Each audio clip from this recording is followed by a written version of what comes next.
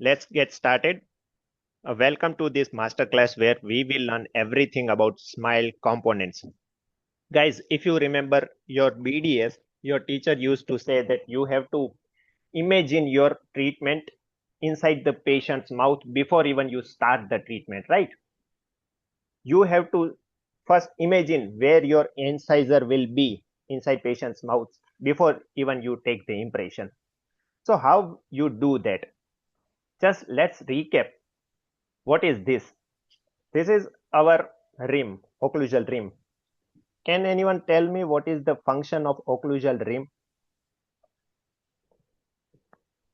Yeah, you all know occlusal rim is used for the maxillomandibular relationship, right? हम maxilla और mandible की rim को proper shape देके उसको attach करके maxillomandibular relationship record करते हैं. But उसका सिर्फ एक ही काम नहीं है. It is also a template for the teeth setting. इससे हमें आइडिया आता है कि टीथ हमारे इंसाइजर कहां पे होंगे, इंसाइजल एज कहां पे होगी, राइट? कैसे हम ये डिसाइड करते हैं? Let's understand that. We will first revise what was there in complete denture and then how it is related to fixed processes. It is completely connected and you will be amazed to know that.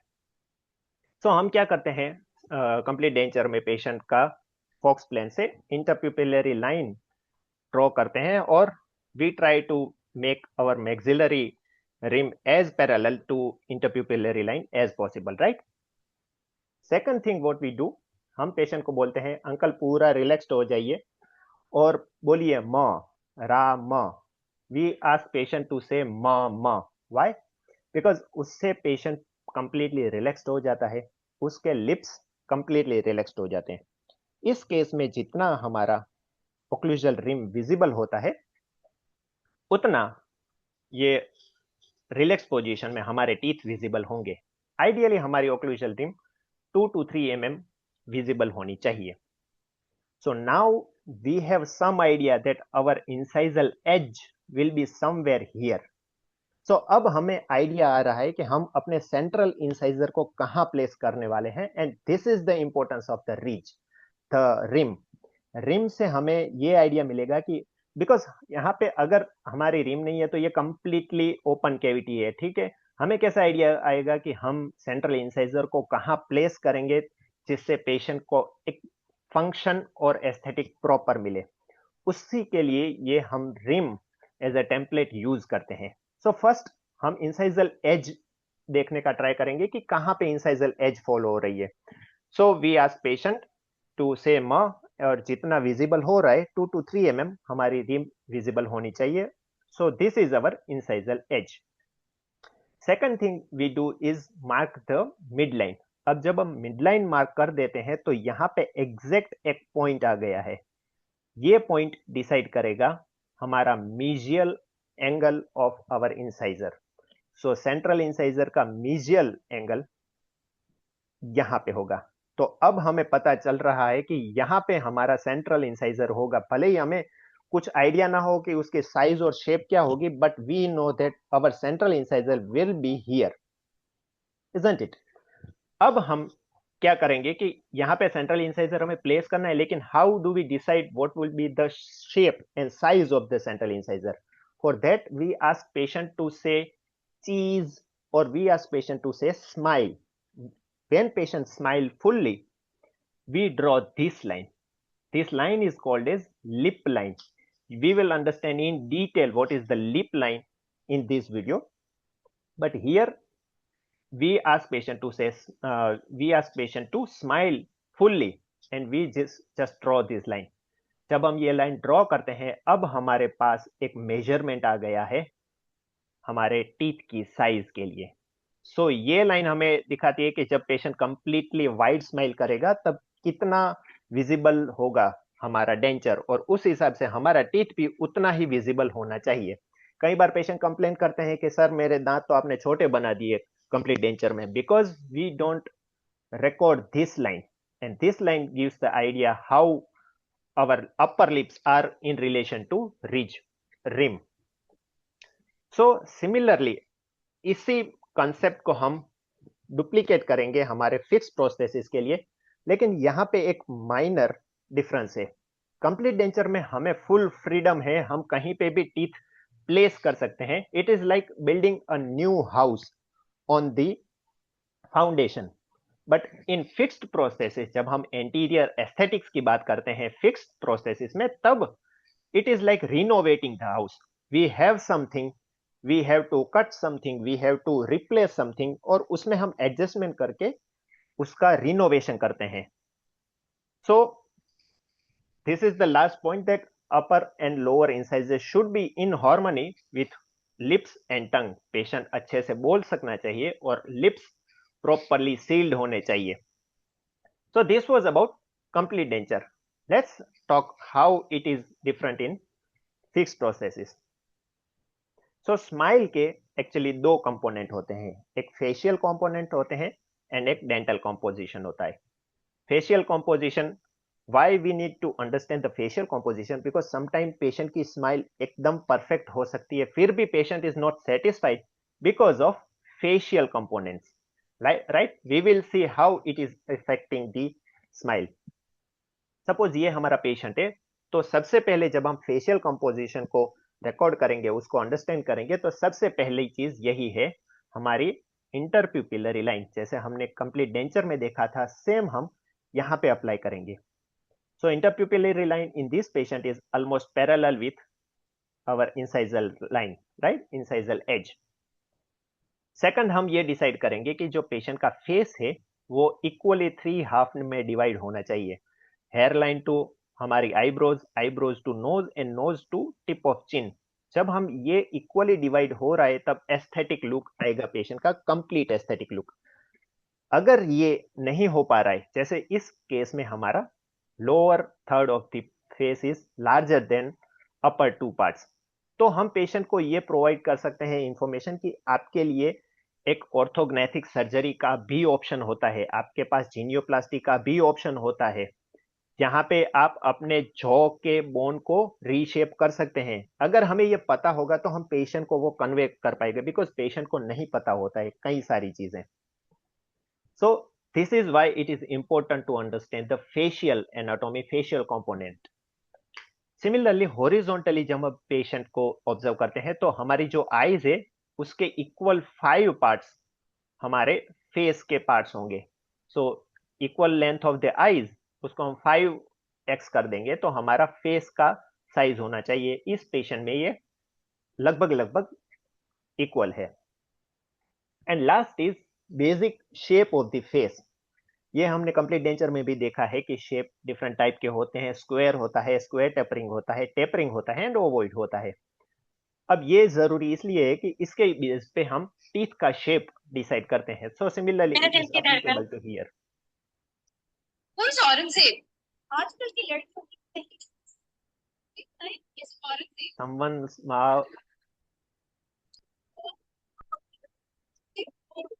Hello, ये बताओ उस औरंगजेब, ओ आप बताओ।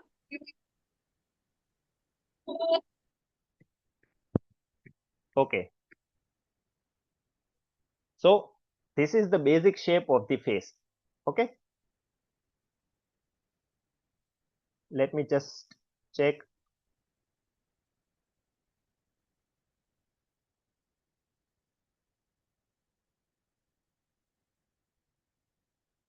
So yeah, so these are the basic shape of the face, और उसके according हम teeth का shape decide करते हैं, राइट। सो हमारा फेस यहाँ पे पेशेंट का स्क्वायर टेपरिंग फेस है और उसके अकॉर्डिंग हम टीथ शेप सिलेक्ट करेंगे। And last is lateral profile.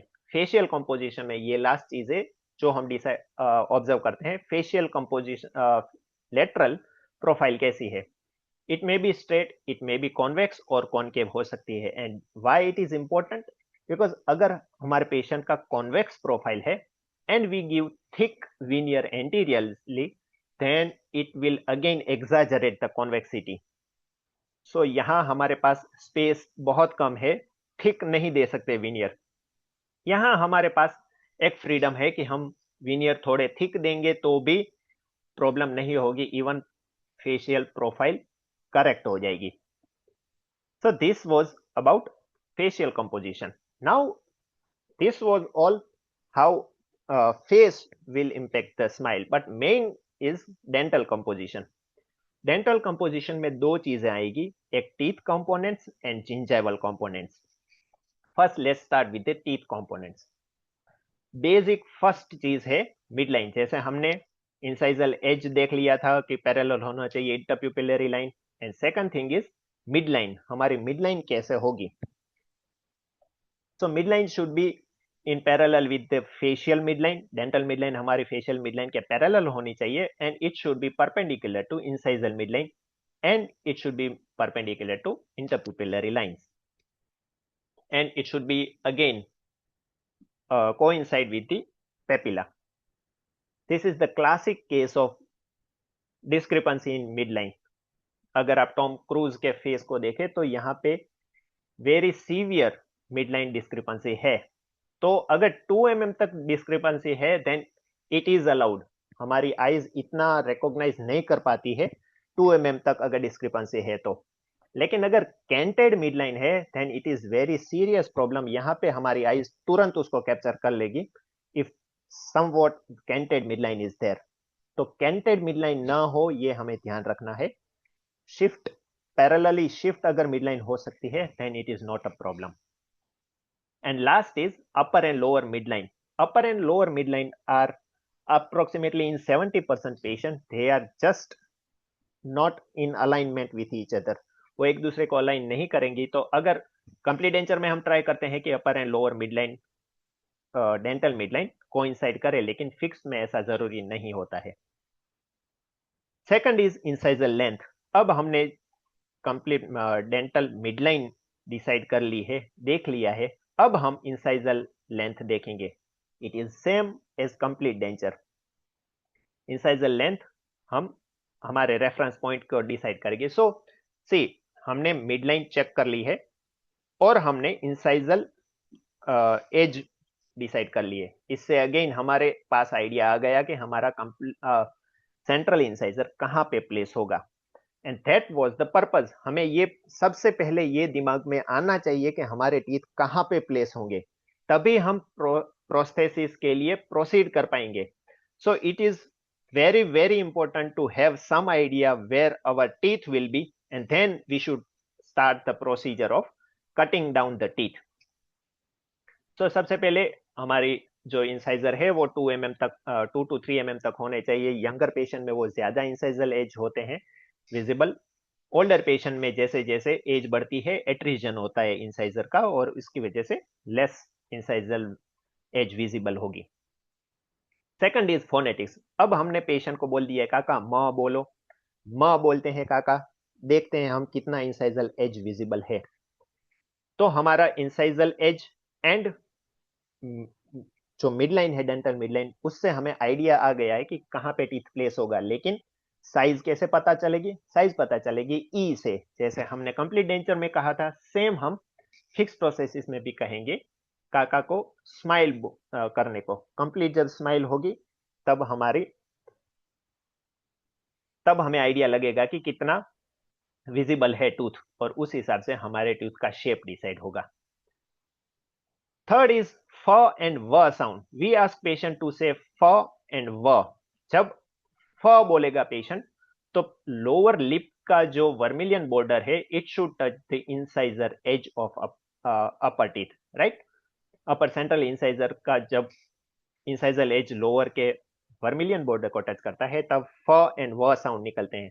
अगर इंसाइजर बहुत आगे होगा तो हमारा फ विल साउंड लाइक व, बिकॉज हमारे वर्मिलियन बॉर्डर आगे जाके टच हो जाएंगे.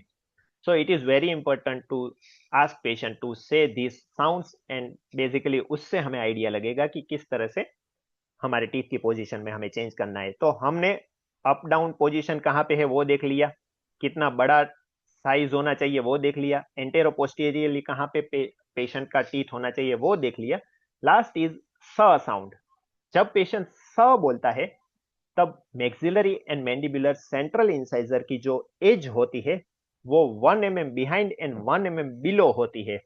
लोअर इंसाइजर की इंसाइजल एज अपर इंसाइजर से 1 mm behind and 1 mm below होती है। अगर उससे ज्यादा होगी तो पेशेंट साउंड ठीक से नहीं बोल पाएगा।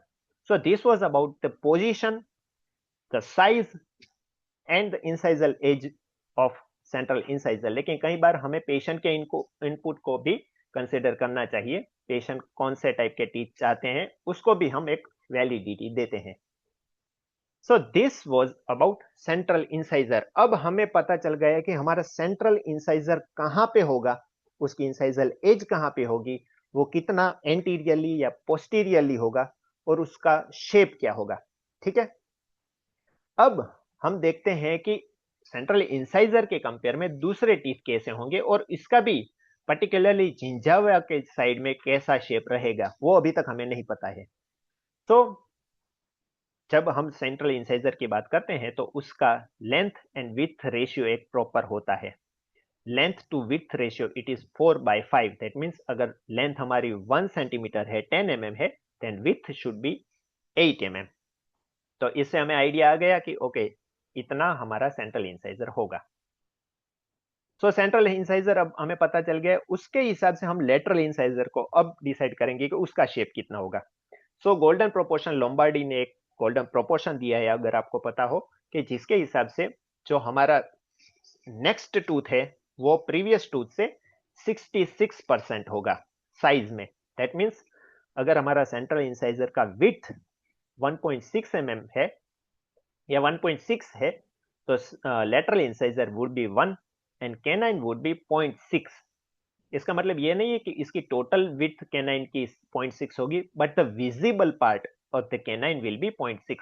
तो basically this is the 66% of central incisor and canine will be 66% of lateral incisor. This is the ratio, it is called as golden proportion. But कई सारी स्टडीज में यह पाया गया है कि ये इतना एस्थेटिक नहीं होता है, कई पेशेंट में ये एस्थेटिक नहीं दिखता है। सो दूसरा वार्ड ने एक कंसेप्ट दिया है रिकरिंग एस्थेटिक डेंटल प्रोपोर्शन, जिसके अकॉर्डिंग इट डजंट मैटर ये इससे कितना छोटा है, सेंट्रल इंसाइजर से लेटरल इंसाइजर जो भी जितना भी डिमेंशन है डिफरेंस, वो सेम डिफरेंस 2/3 में होना चाहिए। That means 2/1 should be equal to 3/2। तो ये 66% कम होगा ये जरूरी नहीं है, जितना भी हो 70 भी हो 80 भी हो, लेकिन जो लेटरल इंसाइजर जितना छोटा है कैनाइन उतना ही परसेंटेज में छोटा होना चाहिए। This was by ward. And last is Chu's aesthetic gauge. Chu's aesthetic gauge से हमें आइडिया आता है, it is an aesthetic gauge, वो डायरेक्टली जब हम इंसाइजल एज पे प्लेस करते हैं तो हमें एक मार्किंग्स के हिसाब से पता चलता है कि कितना साइज होना चाहिए। फॉर एग्जाम्पल हमारे रेड लाइन को अगर ये टच कर रहा है और तो इसका मतलब लेंथ यहां तक होनी चाहिए। अगर यहां तक लेंथ है तो हमें आइडिया लगेगा कि हमें जिंजाइवेक्टोमी करने की जरूरत है। तो this was about Chu's aesthetic gauge. तो अब हमें आइडिया लग गया है कि सेंट्रल इंसाइजर, लेटरल इंसाइजर और कैनाइन का एक दूसरे के साथ कितना डिमेंशन में डिफरेंस है। सेंट्रल इंसाइजर का इंडिविजुअल अगर डायमेंशन देखें तो generally central incisor 8 to 9 mm तक विड्थ में होता है और लेंथ में 10 to 11 mm तक होता है। लेटरल इंसाइजर का साइज फिक्स नहीं होता है, लेकिन उसका कैरेक्टरिस्टिक फिक्स होता है। फीमेल में lateral incisor would be round and male में जनरली वो शार्प एजेड होता है। And canine gives the idea about the personality, vigorous और अगर स्ट्रॉन्ग पर्सनालिटी है then canine would be sharp pointed होगा, और अगर स्मूथ और डेलिकेट पर्सनालिटी है तो यहाँ पे सॉफ्ट एंड डेलिकेट उसकी आउटलाइन होगी कैनाइन की। सो this was about central, lateral and canine. Individually अगर लेंथ की बात करें, हमने विड्थ की बात कर ली, लेंथ की अगर बात करें तो हमारा lateral incisor would be shorter than canine and central incisor. दोनों से हमारा लेटरल इंसाइजर छोटा होगा और सेंट्रल इंसाइजर और canine would be approximately equal to each other. तो अब तक हमने ये देख लिया, सबसे पहले हमने स्टार्ट किया मिडलाइन से। मिडलाइन और इंसाइजल एज के बेस पे हमने ये पता किया कि हमारा सेंट्रल इंसाइजर कहां पे होगा उसके बेस पे हमने गोल्डन प्रोपोर्शन या कोई भी प्रोपोर्शन के बेस पे हमने लेटरल इंसाइजर और कैनाइन को डिसाइड कर लिया कि अब वो कहां पे प्लेस करेंगे। अब हम ये कंसीडर करते हैं कि buccal corridor, buccal corridor basically एक ब्लैक ट्राइंगल के टाइप है, जो एरिया है जो जब हम स्माइल करते हैं तो दिखता है चीक एंड टीथ के बीच में। So this is buccal corridor. और ये इंपॉर्टेंट क्यों है? बिकॉज देखो, हमने 6 टीथ के बारे में देख लिया, central, lateral and canine. 6 teeth we have decided where will be the position. But अगर पेशेंट स्माइल करता है और प्रीमोलर भी विजिबल है, देन बक्कल कॉरिडोर में वो भी अगर इंक्लूड होते हैं तो उसको भी हमें एस्थेटिक ट्रीटमेंट में कंसिडर करना पड़ेगा। And that's why buccal corridor is important. तो सपोज यहां पे हम देखेंगे तो फर्स्ट प्रीमोलर तक ये विजिबल है लेकिन यहां पे सेकंड प्रीमोलर को भी हमें इंक्लूड करना पड़ेगा। So this was about buccal corridor. इससे हमें आइडिया लगेगा कि कितने सारे जो टीथ है उसको हमें ट्रीटमेंट में इंक्लूड करने हैं।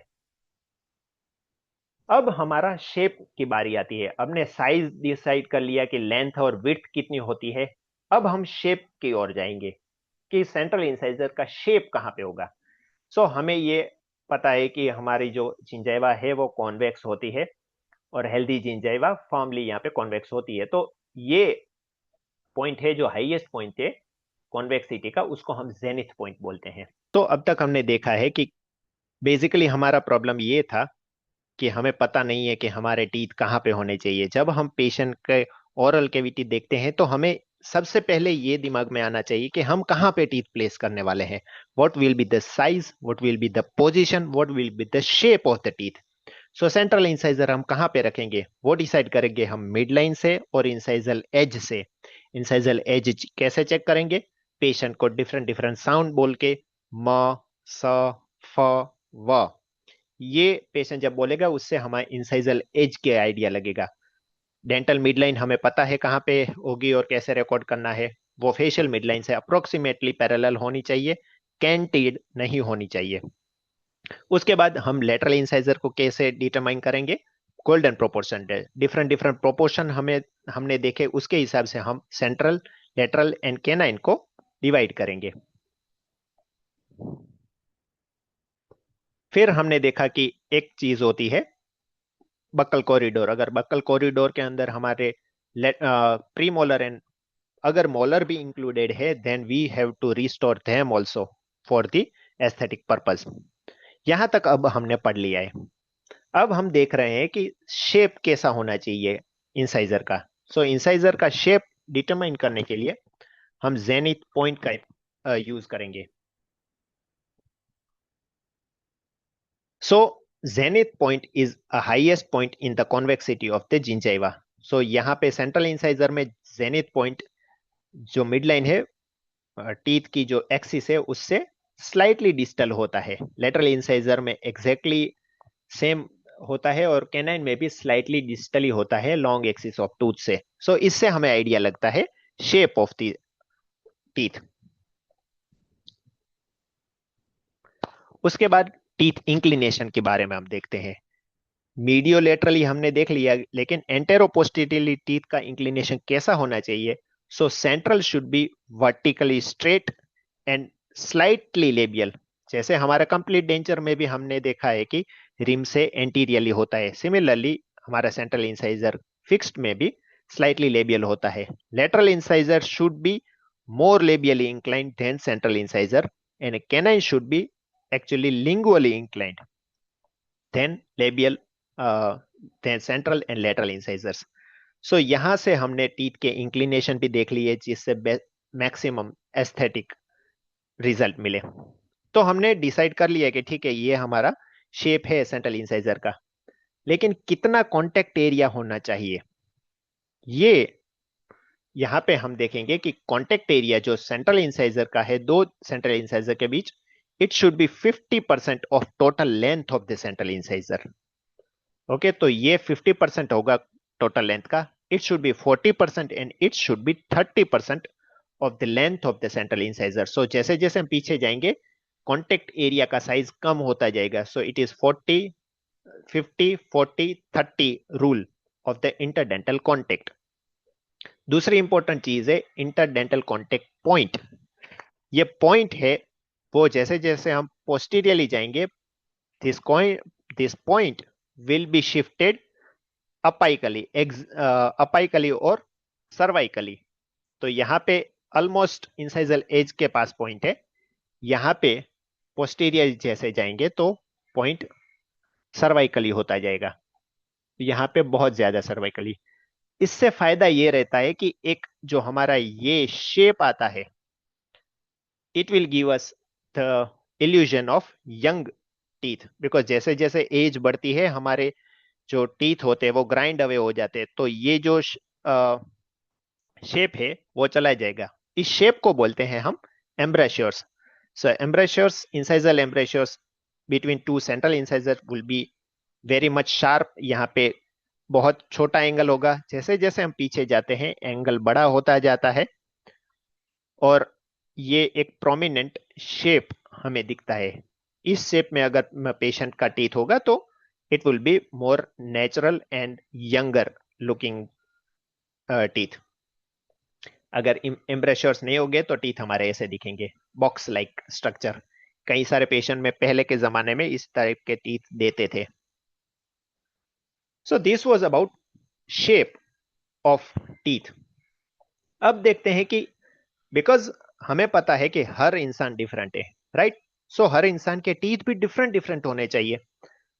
सो अगर अगर कैनाइन की बात करें तो सॉफ्ट एंड विगरस पर्सनालिटी के डिफरेंट कैनाइन के शेप होते हैं. सॉफ्ट पर्सनालिटी में हमारे सॉफ्ट राउंडेड स्ट्रक्चर होंगे कैनाइन का, लेकिन विगरस पर्सनालिटी में शार्प कैनाइन होगा. सिमिलरली अगर फेमिनिन दैट इज जेंडर की बात करें तो फेमिनिन यानी फीमेल में सॉफ्ट राउंडेड होगा, मस्कुलाइन में स्ट्रेट एज होगी. एजेड पेशेंट में स्ट्रेट होगी और यंगर पेशेंट में मैमेलॉन्स क्लियरली विजिबल होंगे. सो this is again about the shape of the teeth. तो अब तक हमने टीथ के बारे में पढ़ लिया. कहाँ पे होने चाहिए, साइज क्या होनी चाहिए, शेप क्या होना चाहिए, हर एक का प्रोपोर्शन एक दूसरे के साथ कैसा होना चाहिए.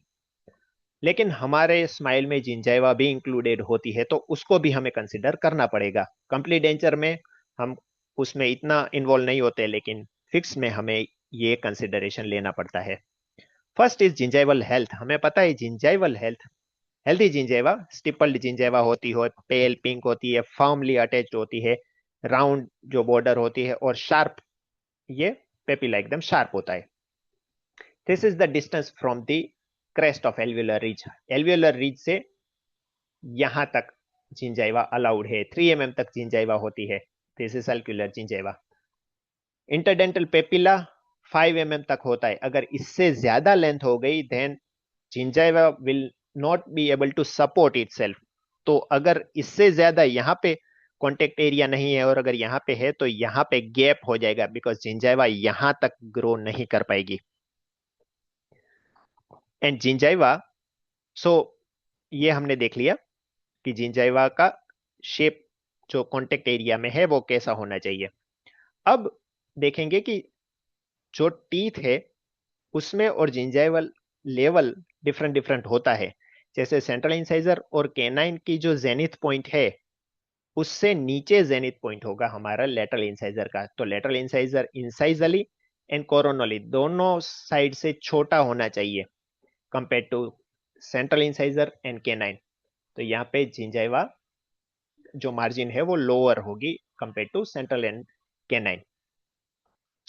This is very important. Interdental embrasures, हमने कई बार ब्लैक ट्राइंगल अगर आपने देखा हो, ब्लैक ट्राइंगल क्यों होता है कि जो दो दांतों के बीच में जिंजाइवा है वो रिड्यूस हो गई या नीचे चली गई है. प्रॉब्लम ये है कि ये नीचे क्यों गई है, बिकॉज हमारा बोन लॉस हो गया है. अभी हमने देखा कि बोन से इंटरडेंटल पेपिला मैक्सिमम 5 mm तक होना चाहिए. उससे अगर ज्यादा बोन लॉस हो गया तो this gingiva will not be able to support itself. Support का मतलब ये है कि सपोज ये हमारी जिंजाइवा, उसको ये समझो आप कि एक बलून है. अगर इस बलून को हमें यहां तक प्रेस करना है then we have to press this balloon here. This and this portion of the gingiva should be pressed medially. then the gingiva will get pushed inside this area. तो इसके लिए अगर हम टीथ का शेप देंगे तो यहाँ पे हमें बल्क क्रिएट करना पड़ेगा जिससे ये जिंजाइवा पुश होके ये गैप को क्लोज कर देगी. And the distance should be less than 5 mm to get the optimum result. So ये 2 mm तक तो हमारा बायोलॉजिकल विड्थ होता है, उसके ऊपर 3 mm तक पेपिला अपने आप को सपोर्ट कर पाएगा. उससे ज्यादा अगर ये डिस्टेंस हो गया then papilla would get collapsed और वहां पे गैप हो जाएगा. तो हमारा ये ट्राई रहना चाहिए कि हमारे कॉन्टेक्ट एरिया को हम जितना हो सके उतना अपाइकली ले जाए.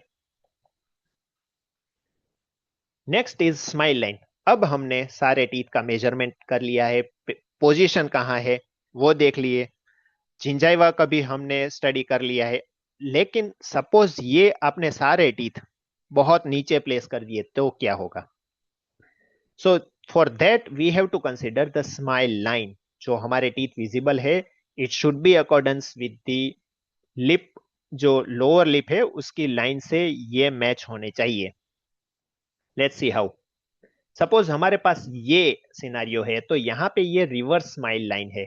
इसका मतलब कि हमें यहाँ पे सेंट्रल इंसाइजर की लेटरल इंसाइजर की लेंथ बढ़ानी पड़ेगी ताकि we could have a convex smile line and it is very important for the aesthetic purpose. So this is smile line. Second is lip line. Lip line हमारे ऊपर के teeth की होगी.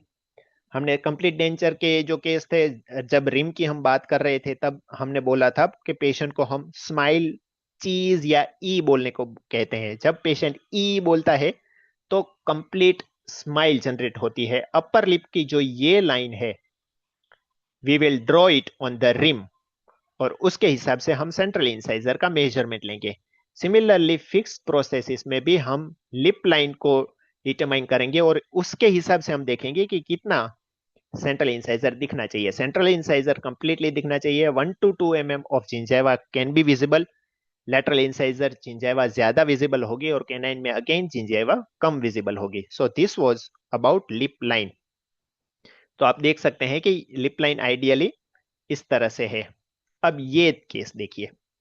Guys can you tell me what is the problem with the teeth here? We can't see much problem with teeth.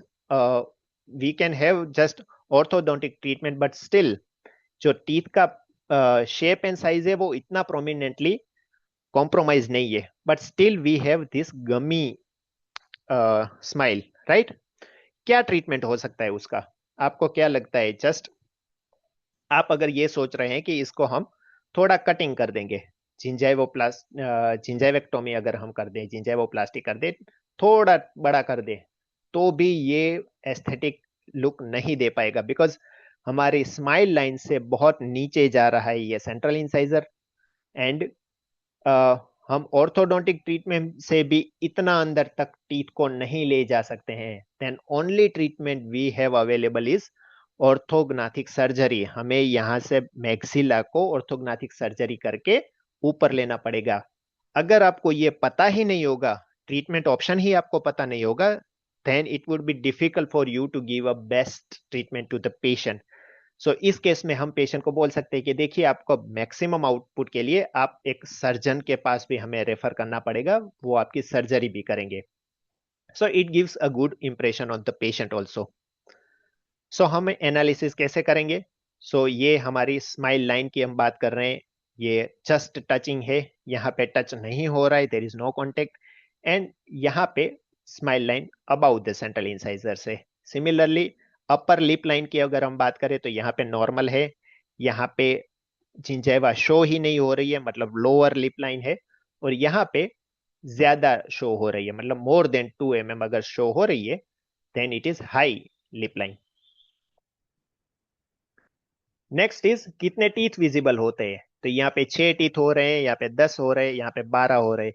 That means जितने teeth visible है उतने को हमें ट्रीटमेंट करना पड़ेगा. हमने अगर डायरेक्टली 3 to 3 मतलब कैनाइन टू कैनाइन अगर हमने ट्रीटमेंट कर दिया और अगर प्रीमोलर भी विजिबल है then it would be directly visible to the people that okay ये तो डुप्लीकेट टीथ है, it is restore teeth. Patient को पता चल जाएगा लोगों को भी पता चल जाएगा। तो हमें जितने भी टीथ दिख रहे हैं सारे टीथ को प्रॉपरली रिस्टोर करना पड़ेगा।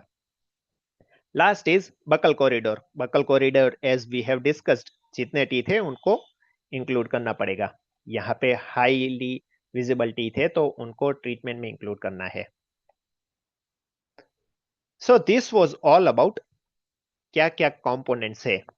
अब बात करते हैं ब्रीफली, बहुत फास्ट हम बात करेंगे digital smile design. Smile design का मतलब गाइस ये है कि हम प्लानिंग करते हैं। फॉर एग्जांपल ये हमारा सिनारियो है, तो हम कहाँ पे सेंट्रल इंसाइजर को रखेंगे, कैनाइन को, लेटरल इंसाइजर को प्लेस करेंगे, साइज क्या रहेगी, शेप क्या रहेगा, वो हम प्लान करते हैं, जो उसे हम स्माइल डिजाइन कहते हैं। अगर वो डिजिटली हम प्लान करते हैं तो उसे हम डिजिटल स्माइल डिजाइन कहते हैं। आइडियली हम क्या करते हैं कि पेशेंट का फोटोग्राफ लेते हैं, फोटोग्राफ को प्रिंट करते हैं और प्रिंटेड फोटोग्राफ के ऊपर हम ड्रॉ कर देते हैं।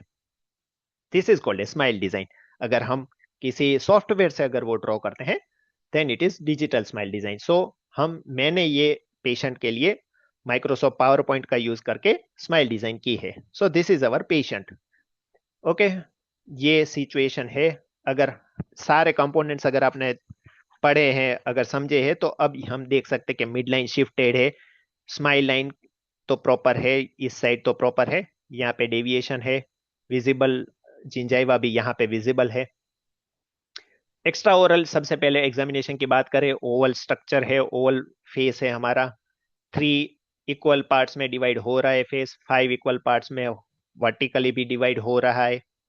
साइड से अगर प्रोफाइल हम देखें तो प्रोफाइल स्लाइटली कॉन्वेक्स है और ई लाइन ऑलमोस्ट यहाँ पे 2 to 3 mm अवे है अपर इंसाइजर से, लोअर इंसाइजर ऑलमोस्ट टचिंग है।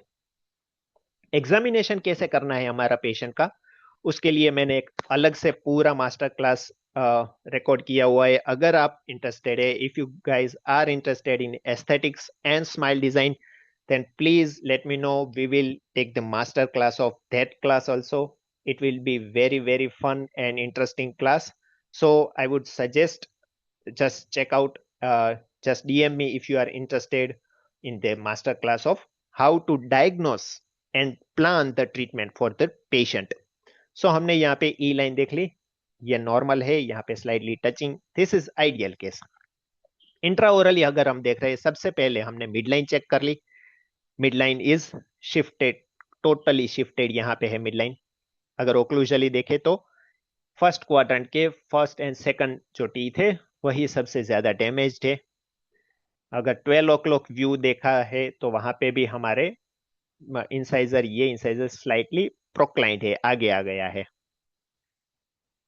Then we have seen the mid line. अब हम इंटरप्यूपिलरी लाइन को पैरेलल है या नहीं वो चेक करेंगे। तो incisal plane is parallel to interpupillary line, यहाँ पे ब्रोकन टीथ है।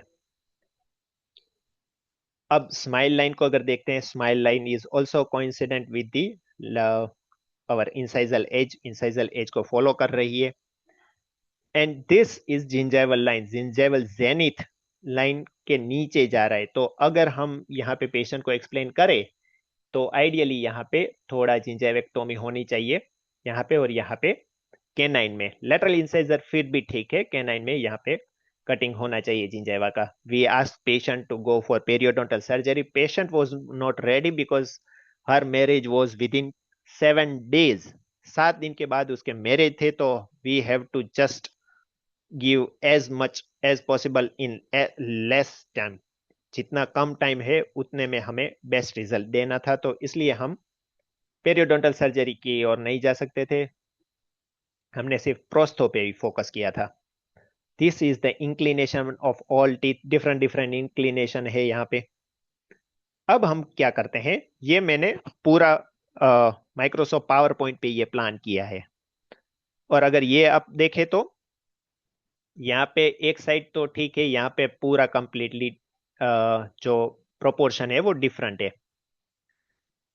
ऑनलाइन मैंने डिजिटल टेम्पलेट, एक डीएसडी टेम्पलेट, ये आप कहीं से भी ऑनलाइन आपको मिल जाएगा डीएसडी टेम्पलेट। ये शेप मैंने ऑनलाइन डाउनलोड कर लिया, फिर मैंने उसको इस पे पेस्ट किया। So if you can see, हमने रूलर से यहाँ पे गोल्डन प्रोपोर्शन में टीथ को डिवाइड किया है। हमने साइज डिसाइड कर ली, विड्थ डिसाइड कर ली है, और ईच टीथ को हमने गोल्डन प्रोपोर्शन के अकॉर्डिंग डिवाइड करके इस टेम्पलेट में फिट करना है। तो ये अब हमने ड्रॉ कर लिया कि मुझे अब ये इमेजिन में कर पा रहा हूं कि मेरा सेंट्रल इंसाइजर यहां पे होना चाहिए, लेटरल इंसाइजर यहां पे होना चाहिए, कैनाइन यहां पे होना चाहिए। This is called as smile design. हम डिसाइड कर रहे हैं कि हमारा टीथ कहां पे होना चाहिए even before starting the treatment. अगर आपने प्लानिंग अच्छे से किया है तभी आप एग्जीक्यूट अच्छे से कर पाओगे। इसलिए प्लानिंग के जो पार्ट है उसको ही हम स्माइल डिजाइन कहते हैं। ओके, सो हमने डिजिटली ये प्लान किया है, इसलिए हम इसको डिजिटल स्माइल डिजाइन बोल सकते हैं। तो उसके हिसाब से हमने फोटो ये कर दिया, हमने टेम्पररीज प्लेस कर दिए, इंप्रेशन लेके हमने लैब में भेजा, लैब से टेम्पररीज, लैब से हमने वैक्सअप करके उसके बेस पे हमने टेम्पररी किया। ये कैसे करते हैं तो उसके लिए भी एक पूरा मास्टर क्लास है, उसमें हम बताएंगे कि कैसे हम टेम्पररी बनाते हैं, कैसे हम वैक्सअप को एग्जामिन करते हैं, टेम्पररीज के बाद कटिंग कैसे करना है, वो पूरा एक अलग सब्जेक्ट है, पूरा डिटेल में उसको हमें कवर करना पड़ेगा। तो ये टेम्पररी था, हमने पेशेंट को बताया, पेशेंट को ये ओके लगा, हमने पेशेंट को 2 दिनों तक ये पहन के रखने को बोला, और फिर दूसरे 2 दिन के अंदर हमारा फाइनल प्रोस्थेसिस आ गया, हमने पेशेंट को सीमेंटेशन कर दिया, and this was the final result. Patient was happy. I know this is not the perfect treatment, because अगर आप यहाँ पे देखें तो बहुत सारी चीजें अभी भी है। यहाँ पे हम जिंजाइवेक्टोमी कर सकते थे, यहाँ पे थोड़ा ऊपर लेना चाहिए था, लोअर का तो हमने रेस्टोरेशन ही नहीं किया है। बट ओवरऑल अगर हम देखें तो shape and size are good compare to this. ठीक है, so this was all about different different components, different different gingival and dental components, कैसे हमें उसको देखना है, क्या हमें ऑब्जर्व करना है। सो गाइज, नेक्स्ट टाइम जब भी आप किसी से भी मिले, सबसे पहले दूसरे की ओरल कैविटी में ये चेक करना है कि उसका गोल्डन प्रोपोर्शन में है या नहीं, टू स्माइल लाइन कैसे जा रही है, कॉन्टेक्ट एरिया कहाँ पे है, इंसाइजल एज कहाँ पे है, सारी चीजें अब आपको प्रैक्टिस करनी है। जब आप इमेजिन करने लगोगे तब आप प्लानिंग अच्छे से कर पाओगे। So this was all from my side. I hope ये आपको पसंद आया होगा, आपने एंजॉय किया होगा। अगर कोई भी क्वेरी है तो आप अब मुझे पूछ सकते हैं।